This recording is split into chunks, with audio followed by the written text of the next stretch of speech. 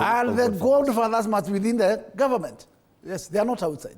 There is no way you can be able to protect this kind of drug money launderers when you are out. Okay. It has to be the godfathers are within. Are we now living the reality of what Fred Matiang'i said we were at risk of before the 2022 elections, that the way things were going, we were going to elect a lot of people who are money launderers into the National Assembly? Those were his words. Are we now living that reality? This is a reality because assume one is part of this dragnet, and then he has earned himself millions that are not sweated for.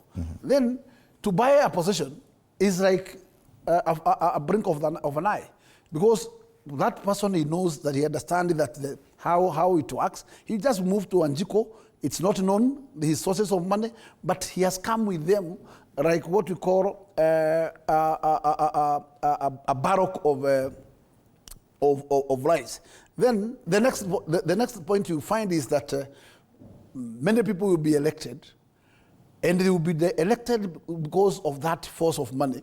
But this money is not money earned on the right direction. Yeah, the expectation. And therefore, you earn those protectors of those dragnets within the parliament, and it's still within other government agencies. The expectation would be that the National Assembly would be at the forefront in trying to create legislation that would counter this. But now, if at all so many members of the National Assembly are already involved in this kind of illicit trade, what does it mean, even in as far as combating this kind of action? One thing I would like to say, as we stand, we have policies and regulations that regulate money laundering. It's only that the implementers have bedded.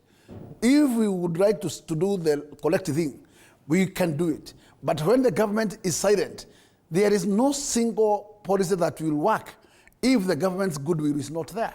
It should be the government first. We must make sure that the implementation of these policies are done on the right way. But if we want to bed law so that it can suit a particular regime or a particular cartel, then the government will mute.